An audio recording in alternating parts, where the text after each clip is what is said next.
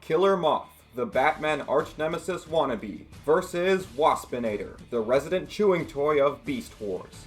Within every big, powerful villain faction, there's always the goons, the henchmen, the disposable means of diversion and comic relief, not taken seriously by the good guys or their own allies. No matter how many times they try, the entire universe just seems to be against them. Welcome to Danny Boy's Fight Club, the series where yours truly pits two fictional characters against each other in a hypothetical battle to the death. Today's fight will be between two unlucky bug bad guys. Everyone is gifted at something, whether it be art, music, sports, or some other talent. Or perhaps you have some sort of dream of becoming a hero to the people you love. Well, in the case of Drury Walker, being a criminal was not his strong suit, at all. Drury Walker was a man who felt that the lawbreakers of Gotham City needed a protector, perfectly mirroring what Batman was to the general public. So he got an admittedly pretty cool costume, a name, and even a moth signal, and became the one and only Killer Moth. Conceptually, Killer Moth was the perfect rival to Batman. He was a masked protector of the criminals who had an alternate identity as a wealthy businessman, even having his own Moth mansion.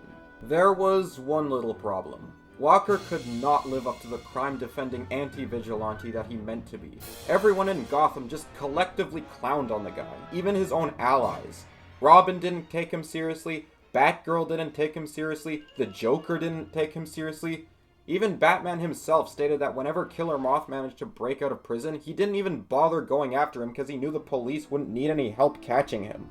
Every single crime that this man has been involved in committing has resulted in him either getting caught or being betrayed by his own allies due to his incompetence. Remember what I said about Killer Moth having a Moth mansion? Yeah, you're probably wondering how he could have possibly managed to fund that, given how much of a terrible criminal he is. Well, to put it simply, he got a bunch of loans from banks that he couldn't ever repay. So now he's in a ton of debt that he refuses to pay off, which led to him getting kicked out of his own Moth mansion. The dude literally got beaten by the IRS before his supervillain career even started. But this didn't stop him, as Killer Moth would go around trying to join supervillain groups. But every single job that he landed resulted in him getting arrested. This guy hasn't pulled off one successful mission. Why is this? Does he just have really bad luck? Because his arsenal doesn't even look that bad. Killer Moth comes equipped with a Mothmobile, a pair of moth wings that he uses to glide through the air, and of course, his signature cocoon gun, which shoots a sticky substance that hardens on contact. Gross. Despite what the beginning of this analysis might imply, Killer Moth's facade as a joke is only skin deep. He is actually quite strong and has only fallen victim to bad luck over the years. The truth is, Killer Moth is actually a secret powerhouse who has only been holding back his true power this whole time.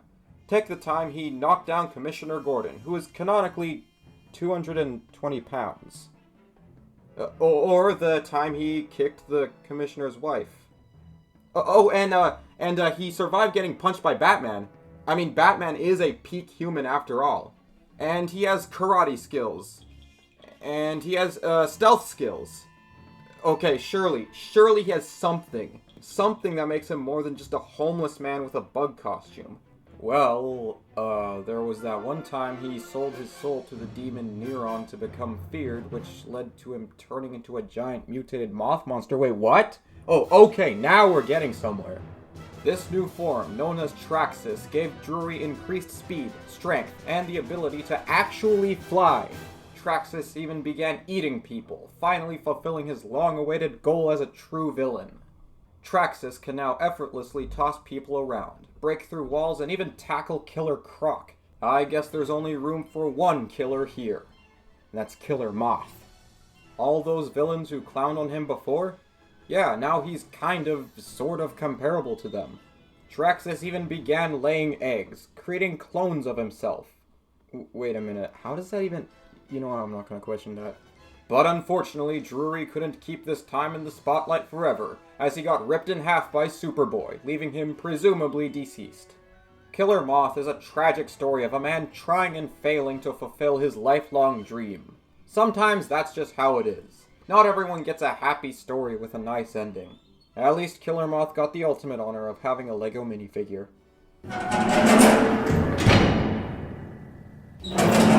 Long ago, in a time before advanced forms of human civilization, there were giant transforming robots. These were the descendants of the Autobots and Decepticons.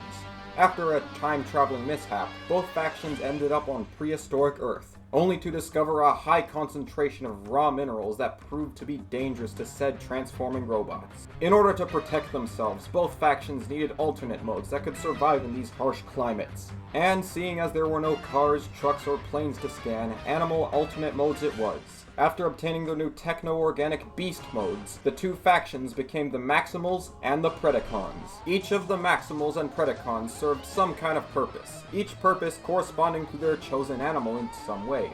Like Cheetor being the fast, impulsive kid, or Rhinox being the strong, slow, but reliable tank, or Waspinator being a minor inconvenience that can easily be taken out with a shoe. Among the Predicon ranks, Waspinator fits the role of comic relief more than anything else. He's basically just a punching bag for literally everyone. Interestingly enough, the package for the original Waspinator action figure from the 90s describes the character as a hunter, who strikes fear into his victims by making loud buzzing sounds. However, the animated Beast Wars show went for a completely different approach to this character. Every single appearance this guy has in his show resulted in him getting shot, blown up, crushed, and even possessed by Starscream's ghost that one time. Not only that, but all the Predicons and Maximals feel the need to clown on the guy for no good reason. Why does the universe hate this guy? Apparently the main reason that Waspinator gets this type of treatment is that the creators of the show just didn't like his slow manner of speaking. So in order to limit his screen time, they just blew him up in every episode. And while it's easy to blame all this on bad luck, perhaps one of the more likely reasons as to why Waspinator always ends up in these situations is due to his very underwhelming arsenal. Waspinator comes equipped with a stinger gun, which, as the name would imply, comes from his stinger when he transforms into robot mode. This stinger gun shoots small missiles, and that is it. That is the only weapon this guy has. Somehow, some way, despite all the stuff this guy goes through on a daily basis, he still finds a will to put himself back together and keep working for the Predicons. And that is legitimately the only thing this guy has going for him. And that's that he always, somehow, finds a way to come back, even after being reduced to literally just a head on top of a hand. Waspinator's persistence did not change anything, as he would continue his series of unfortunate events, all up until his breaking point where he would straight up leave the Predicons, choosing to stay on prehistoric Earth while the others left and returned to Cybertron. He would proceed to become the revered leader of a tribe of cavemen, until they got tired of him and fired him out of a catapult. I guess some things just never change. Alright, it's the moment you've been waiting for. Let's settle this discussion once and for all. It's time for the fight portion of this video!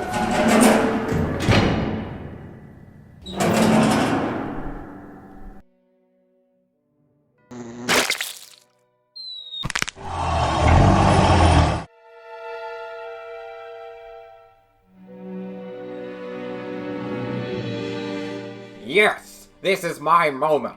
This is Killer Moth's moment. Finally, an opponent I can defeat! Human hurt Waspinator? Waspinator really that worthless?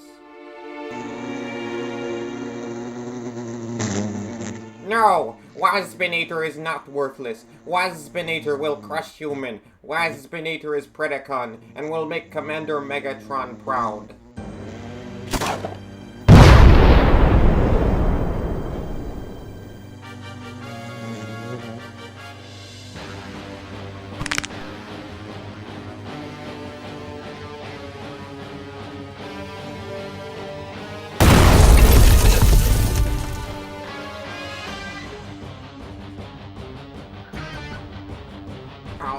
I'll admit it, you're way tougher than you look, but you're still a pathetic bug. I am Killer Moth, and I am way better than you. Human is one to talk about pathetic bugs.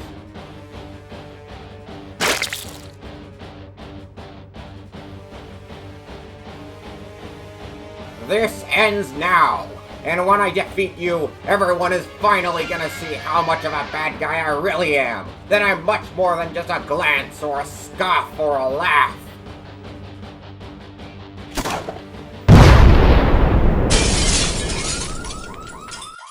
Waspinator knows how you feel. Waspinator is sorry.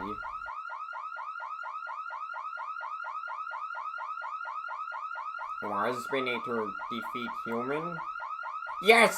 Waspinator defeat human! Waspinator is not worthless after all.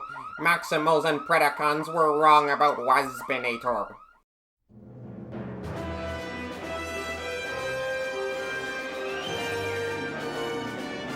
I've been punched by Batman, made an absolute joke, drove through brick walls, got the Moth cave taken away from me by the stupid IRS, and all I want now is to pick the limbs off of a stupid bug. Wait, Waspinator is sorry.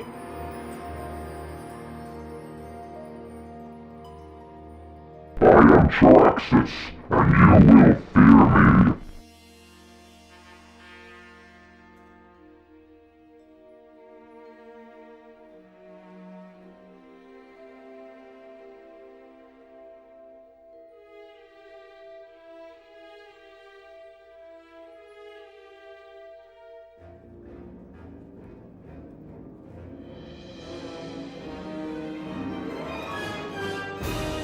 My young are approaching. Tonight they will have their first nest. You.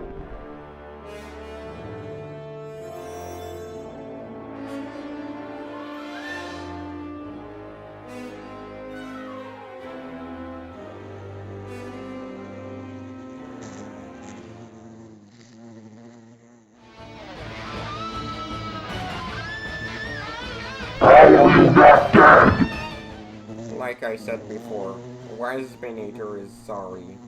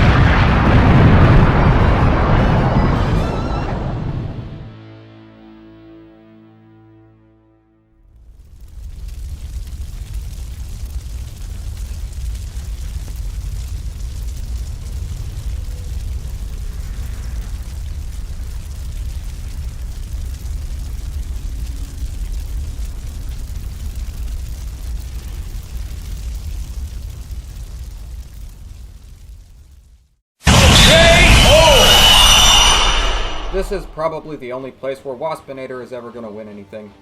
At first glance, you might think this matchup is a stalemate, since both characters have been shown to have the worst luck possible. But once you read in between the lines, the victor becomes pretty obvious.